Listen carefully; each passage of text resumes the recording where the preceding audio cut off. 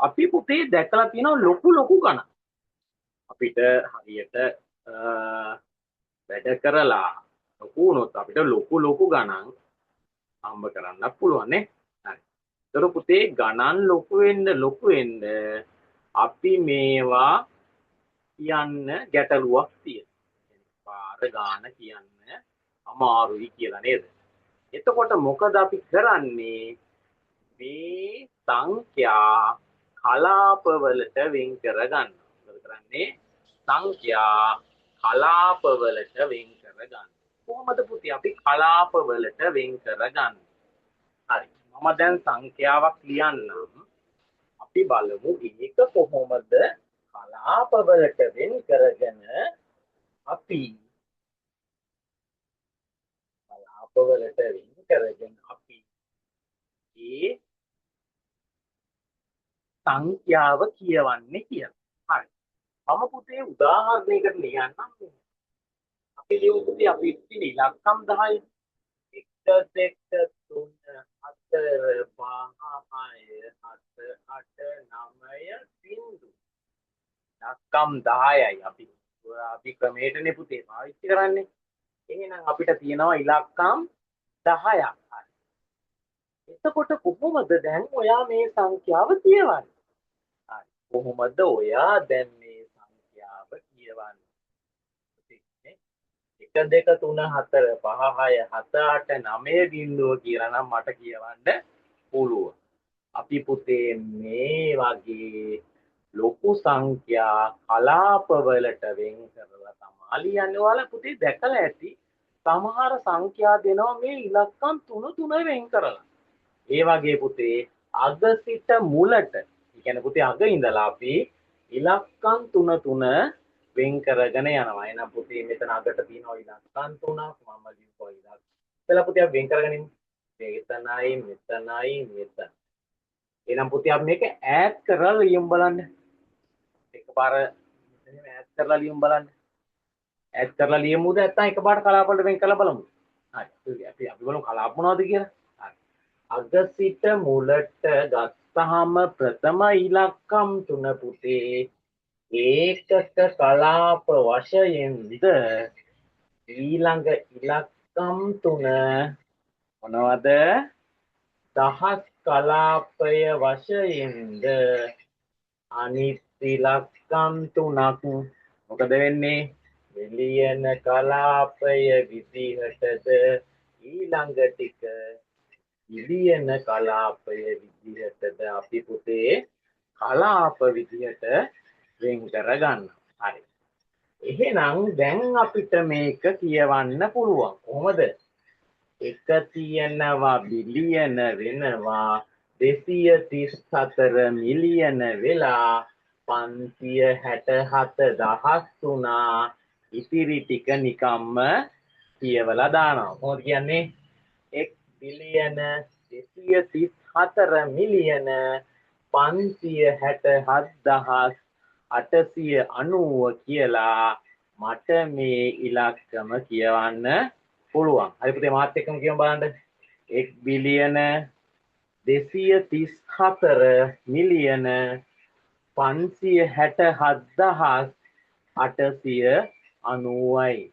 මේ විදිහට අපිට අග සිට ඉලක්කම් 3ට කලාපවලට වෙන් කරගත්තා නම් පුතේ කිසිම ගේමක් නැතුවනේ. හරි. ගේමක් නැතුව අපිට මේ සංඛ්‍යා කියවන්න පුළුවන් නේද?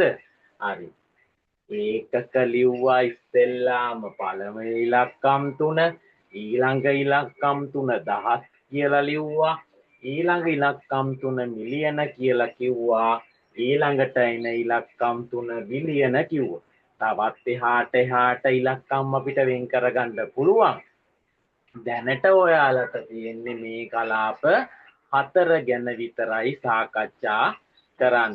හරි පුතේ. එහෙනම් අපි බලමු මේ නිබන්ධනයේ මොනවද තියෙන්නේ කියලා. සෑම කලාපයකටම තිබිය හැකි උපරිම ස්ථාන ගණන 3කිලු. එහෙනම් පුතේ උපරිම ස්ථාන ගණන 3ක් තමයි මේ කලාපෙට තියෙන්නේ. හරි. එතකොට මේ සංඛ්‍යා වෙන් කර කියන්න පුළුවන් මතකයට කියලා තියෙනවා ඒක 1000 මිලිබිලි කියලා. 1000 මිලිබිලි. මේකනේ පුතේ කියන්නේ. 1000 මිලිබිලි. එතකොට ඒකක දහස් මිලියන බිලියන. ඒකක දහස් මිලියන බිලියන. හරි. බලමු පුතේ වැදගත් කියලා කොටසකුත් තියෙනවා බලමු අපි. සංඛ්‍යාවක් එක ස්ථානයේ සිට වම් පසට ස්ථාන 3 බැගින් කාණ්ඩ කර ලිවීම එම සංඛ්‍යා සම්මත ආකාරයට ලිවීම ලෙස හඳුන්වයි. එහෙනම් පුතේ මම ලියනවා එක වෙනම චුට්ටක් ඈඩ් කරා 234 කියලා ලිව්වා. තව චුට්ටක් ඈඩ් කරා 567 කියලා ලිව්වා. ආයි චුට්ටක් ඈඩ් කරලා 890 කියලා ලිව්වා. එහෙනම් මම කලින් දීලා තියෙන ඉලක්කම සම්මත ආකාරයට තමයි පුතේ දැන් මේ ලියලා තියෙන්නේ. දැන් අපි ලිව්වා සම්මත ආකාරයට. හරි. සංඛ්‍යාවක් මෙලෙස සම්මත ආකාරයට ලිවීමේදී එක් කලාපය වෙන්කර හඳුනා ගැනීමට කලාප දෙක අතර කුඩා ඉඩක් තබයි නේ. කුඩා ඉඩක් තියලා තමා මම මේක ලියලා තියෙන්නේ. හරි. කලාපවලට වෙන්කර ලියමු කියලා තියෙනවනේ. හරි. අගට අපි ඉලක්කම් 3 දැම්මා 0.01 මොන කලාපයටද පුතේ දාන්නේ? ඒකක කලාපයේ තියෙන කොටුවෙන් මම දානවා. ඊළඟට 45 තියෙනවා මම ඒක දානවා පුතේ දහස් කලාපයේ තියෙන කොටුවෙන්. එතකොට කොහොමද අපි මේ සංඛ්‍යාව කියන්නේ 45001යි කියලා. 45001යි කියලා. ඊළඟ එකටත් යම් බලන්න. අගට 1 2 5 තියෙනවා මම ඒක ඒකක කලාපයට දානවා.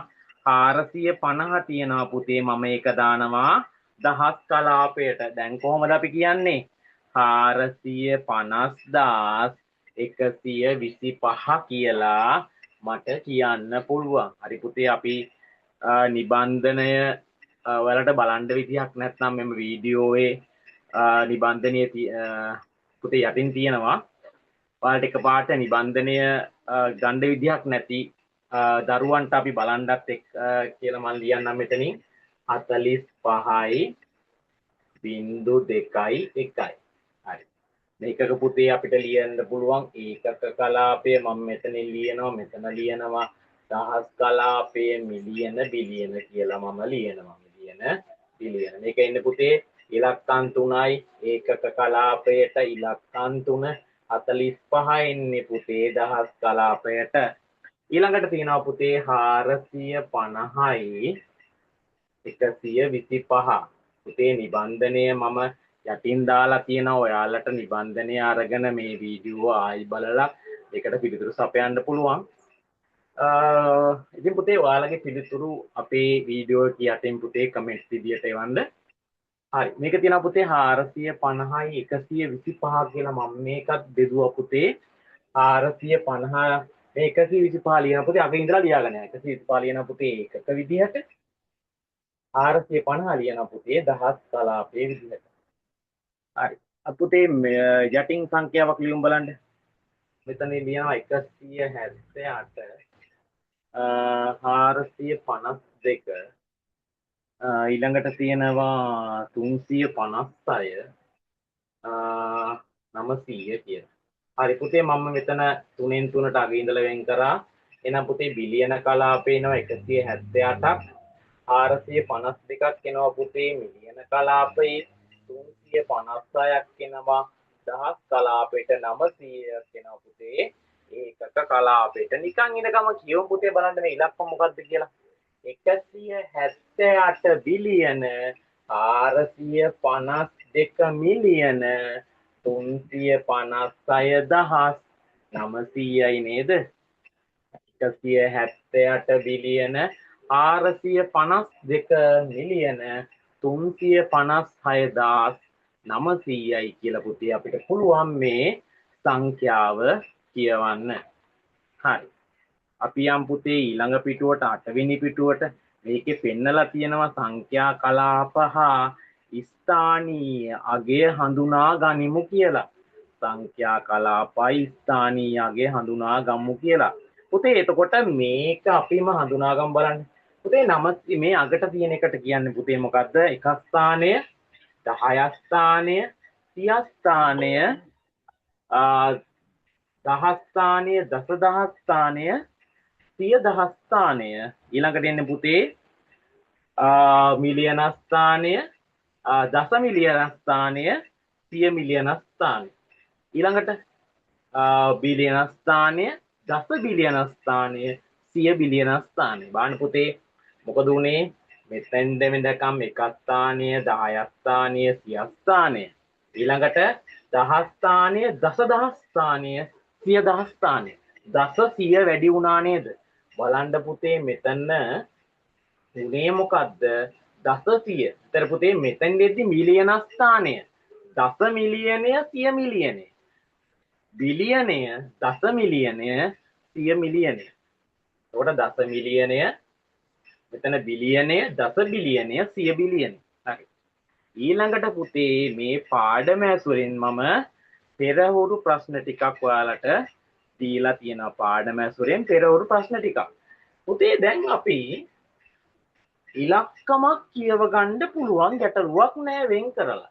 හැබැයි අපිට තේරෙන සිංහලෙන් දුන්නොත් තේරෙන ඉලක්කමක් විදියට ලියා ගන්නත් පොඩි ගැටලු ඇති වෙන්න පුළුවන් ආකාර තියෙනවානේ. දැන් පුතේ මේ තැන් වලට අගට බිංදු තියලා කලාපයේ ඉලක්කම් නොතිබෙන්නත් පුළුවන් නේද?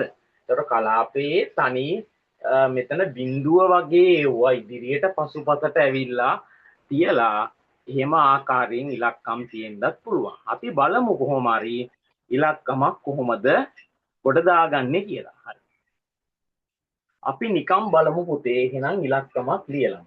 මේ පෙරහුරු ප්‍රශ්න වලට එන්න කලින් බලමු අපි කොහොමද ඉලක්කමක් සිංහලෙන් අපි ඉලක්කමක් කියවෙන ආකාරය බලලා කොහොමද ඉලක්කමක් හඳුනාගෙන කොහොමද ඉලක්කමක් ලියන්නේ කියලා. හරි.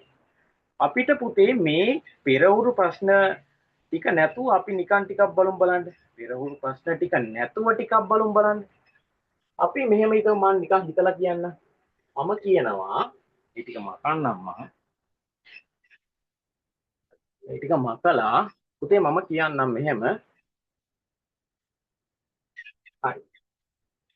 මේ මම ඉලක්කමක් කියමු මෙහෙම.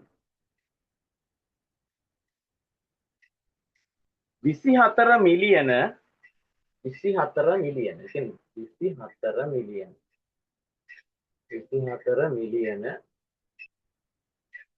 3. 24 මිලියන 3. 24 මිලියන 3. පුතේ මිලියන කලාපයෙන් පටන් ගන්න. එහෙනම් පුතේ අනිවාර්යෙන් අපිට ඕනේ කලාප මිලියන කලාපය ඕනේ වෙනවා. ඊළඟට දහස් කලාපයයි ඒකක කලාපයයි ඕනේ වෙනවා. ඒතර පුතේ අපිට ඕනේ කලාප 3යි. මිලියන කලාපය, දහස් කලාපය, ඒකක කලාපය. පුතේ මිලියනයේ තියෙන 24යි. කලාපයට උපරිම සංඛ්‍යා 3යි. අපි සංඛ්‍යා 3ක් කොහොමද ලියන්නේ 24 කියලා? පුතේ අපිට පුළුවන් 24 කියන එක 0.24 කියලා ලියන්න පුළුවන් නේද? ඉලක්කම් 3යි. ඉලක්කම් 3යි. හරි. පුතේ මේ 0.24 කියන්නේ ලියන්න පුළුවන් ඉලක්කම් 3ක් විදියට. ඊළඟට 3.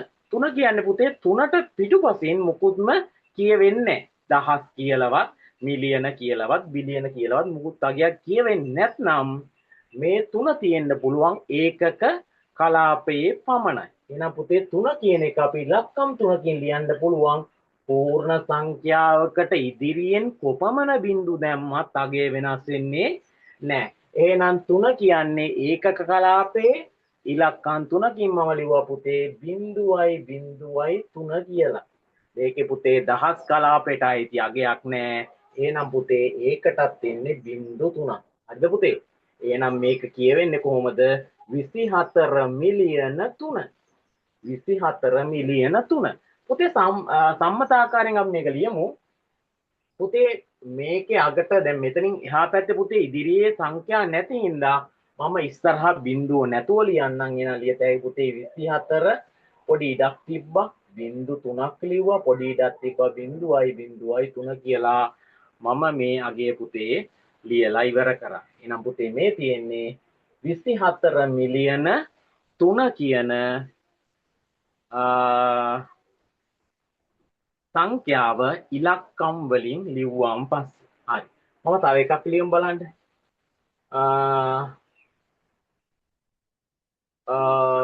පුතේ 3 බිලියන 3 බිලියන දසදහස්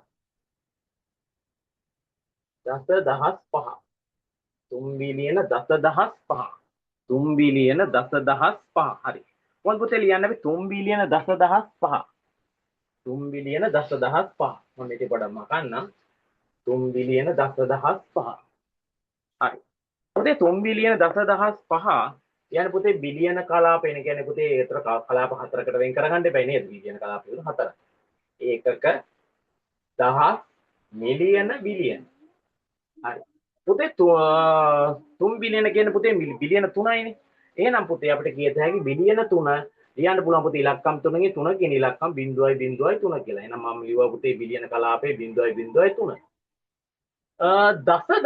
දසදහස් කියන පුතේ 10යි එහෙනම් පුතේ දහස් කලාපේ 10යි එහෙනම් පුතේ 10 වට ලියතයි 0.10 කියලා ඉලක්කම් 3කින් අපි ලියන්නේ එහෙනම් දහස් කලාපේ 0.10යි 5 5ට පස්සේ පුතේ මුකුත් නැහැ එහෙනම් ඒකගේ ඒකක කලාපේ 5 ලියන්න පුළුවන් පුතේ 0.5 කියලා නෑ මේක ලියනවා පුතේ 0.5 කියලා. හරි. එහෙනම් පුතේ මේකේ මිලියන කලාපේ පෙන්වන්නේ නම් පුතේ ඒකට බිංදු 3ක් දැම්මා. මම ලියන පුතේ සම්මත ආකාරයෙන් කොහමද?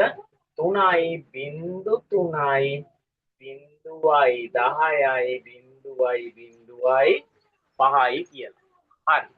එහෙනම් පුතේ ඔයාලට මේ ආකාරයෙන් මේකේ පෙරහුරු ප්‍රශ්න ටික විසඳන්න පුළුවන්. එහෙනම් පුතේ අපි අදට පන්තිය නවත්තලා ඔයාලා මට පෙරහුරු ප්‍රශ්න වලට පිළිතුර පුතේ මගේ වීඩියෝ එකේ යටින් කමෙන්ට්ස් විදියට තෙවන්න පුළුවන්. එහෙනම් පුතේ අපි තවත් මේ පෙරහුරු ප්‍රශ්න පත්‍ර සාකච්ඡාවක් සමගින් පුතේ මම ඔයාලගේ උත්තර හරිද වැරදිද කියලා බලන්නත් එපා නේද? හරි. එහෙනම් පුතේ මේ ප්‍රශ්න පත්‍ර සාකච්ඡාවකින් එනකම් පුතේ එහෙනම් ඔයාලට ආයිබෝවන් පුතේ සුබ දවසක්